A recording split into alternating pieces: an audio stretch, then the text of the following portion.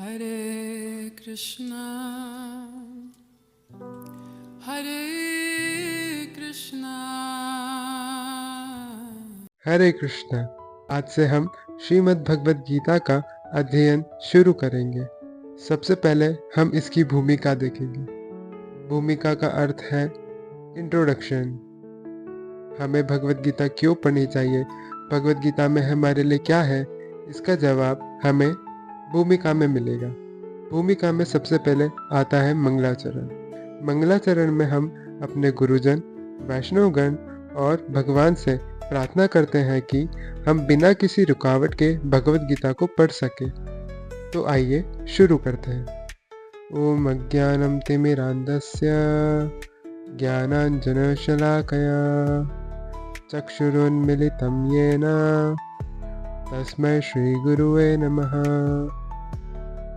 इसका अर्थ है, मैं घोर अज्ञान के अंधकार में उत्पन्न हुआ था और मेरे गुरु ने अपने ज्ञान रूपी प्रकाश से मेरी आंखें खोल दी। मैं उन्हें सादर नमस्कार करता हूँ। तो यहाँ किस अज्ञान की बात की जा रही है? श्रीमद् भागवतम के तीसरे स्कंद के 12वें अध्याय के दूसरे श्लोक में बताया गया है कि ससर्जाग्रेन्दतामिश्रम अततामिश्रम आदिकृत महामोहं च मोहं च तमश्चाज्ञानवृत्तय। इस श्लोक में बताया गया है कि ब्रह्मा जी ने सृष्टि के निर्माण के समय अज्ञान का सृजन किया था, ताकि हम अज्ञान में आकर भोग कर सकें। ज्ञान की 5 वृत्तियां होती है, जिसमें से पहली है तमः। तमः का अर्थ है कि खुद को भूल जाना। जब हम इस भौतिक जगत में आते हैं तो हम भूल जाते हैं कि हम आत्मा हैं, जिससे दूसरी वृत्ति उत्पन्न होती है, जो है मोह। मोह का अर्थ है भ्रांतिपूर्ण धारणा, अर्थात फॉल्स परसेप्शन। जब हम ये भूल जाते हैं कि हम आत्मा हैं तो हम खुद को शरीर मान बैठते हैं, जिससे फिर तीसरी वृत्ति उत्पन्न होती है, महामोह। जब हम खुद को शरीर मान लेते हैं तो शरीर से जुड़े हुए भोगों पर हम स्वामित्व का भाव ले आते हैं कि ये जो भी चीजें हैं सब मेरी हैं, इस शरीर से जुड़े हुए सारे रिश्ते मेरे हैं। फिर आता है तामिश्रम, अर्थात जब कोई हमारी इंद्र तृप्ति में बाधा उत्पन्न करे तब क्रोध आना। फिर आता है अंधतामिश्रम, यानी मृत्यु का भय। जब हम ये देखते हैं कि इतनी सारी चीजें हैं भोग करने के लिए और हम उस पर स्वामित्व का अधिकार जमाए बैठते हैं, तो डर लगता है कि कभी ना कभी मैं इन चीजों को खो दूंगा। तो यह 5 वृत्तियां होती है अज्ञान की, जिससे मिलकर अज्ञान बनता है। इस अज्ञान के साथ हमने इस भौतिक जगत में जन्म लिया, लेकिन हमारे गुरुदेव ने इसे हटा दिया। जैसे कि अगर किसी व्यक्ति की आंखें खराब हो जाती है तो उसे धुंधला दिखाई देता है, लेकिन जब डॉक्टर उसकी आंखों को ठीक कर देता है फिर वो साफ साफ देख सकता है कि कौन सी चीज क्या है। वैसे ही इस अज्ञान की वजह से हम भूल चुके थे कि हम कौन हैं, और जो वस्तुएं हमारे दुखों का कारण है उसी में सुख ढूंढने का प्रयास कर रहे थे। लेकिन हमारे गुरु ने ज्ञान रूपी प्रकाश से हमारी आंखें खोल दी, जिससे हम देख सके कि हम वास्तविक में कौन हैं और हमारा उद्देश्य क्या है। ऐसे गुरु को मैं प्रणाम करता हूँ। फिर आगे, श्री चैतन्य मनोभीष्टम स्थापितं येन भूतले स्वयं रूप गदामह्यं ददाति स्वपदान्तिकम्। अर्थात श्रील रूप गोस्वामी प्रभुपाद कब मुझे अपने चरण कमलों में शरण प्रदान करेंगे, जिन्होंने इस जगत में भगवान चैतन्य की पूर्ति के लिए प्रचार योजना की स्थापना की है। तो हमारे शिक्षा दीक्षा गुरु को प्रणाम करके हम श्रील रूप गोस्वामी से प्रार्थना करते हैं। श्री चैतन्य मनोभीष्टम स्थापितम येन भूतले।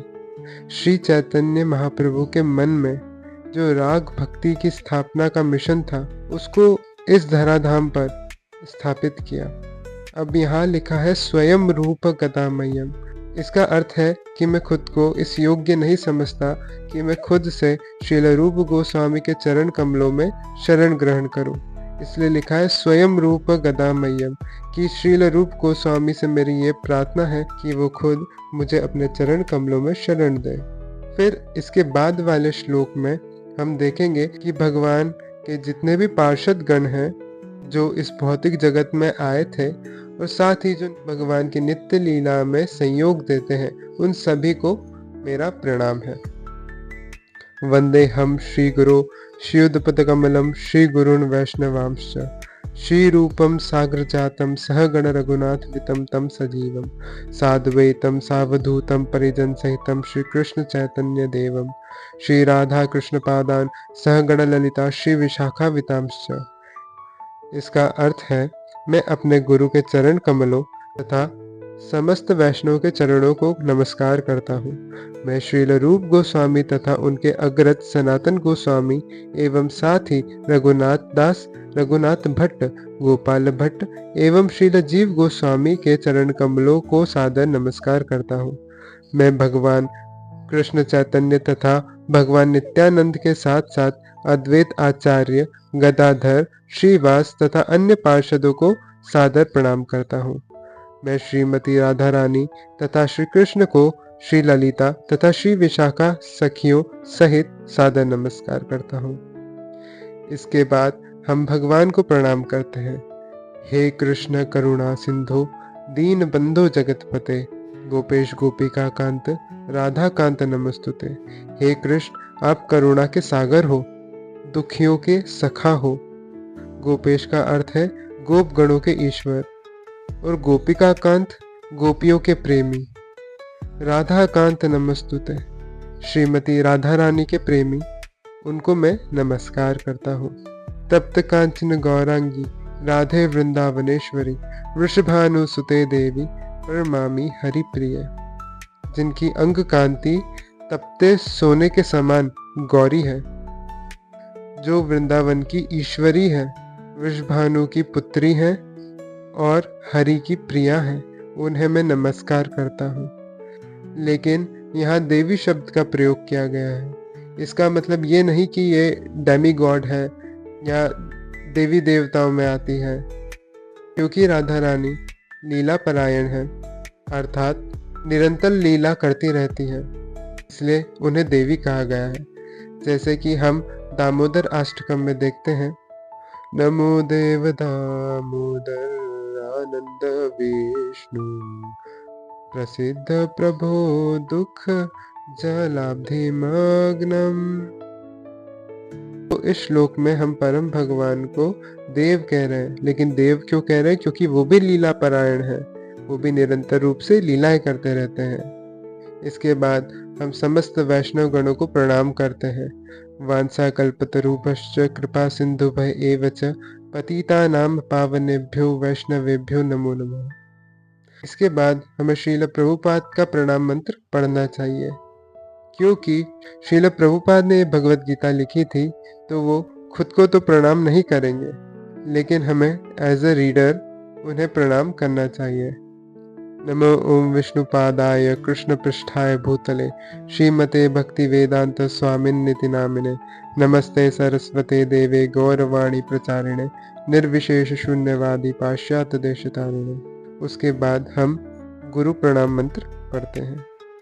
जय श्री कृष्ण चैतन्य प्रभु नित्यानंद श्री अद्वैत गदाधर श्रीवासादि गौर भक्तवृंद। इस मंत्र में हम श्री कृष्ण चैतन्य प्रभु नित्यानंद श्री अद्वैत गदाधर श्रीवास आदि समस्त भक्तों को सादर प्रणाम करते हैं, क्योंकि मंगलाचरण को पढ़ते समय हमारे मन में कई सारे विचार आए होंगे, कुछ गलतियां भी हो सकती हैं। इसलिए हम गुरु मंत्र कहकर अपराधों की क्षमा याचना करते हैं कि अगर हमसे कुछ गलती हो जाए तो हमें क्षमा करना, और अंत में हरे कृष्णा महामंत्र कहते हैं। हरे कृष्णा कृष्णा कृष्णा हरे हरे, हरे राम राम राम हरे हरे।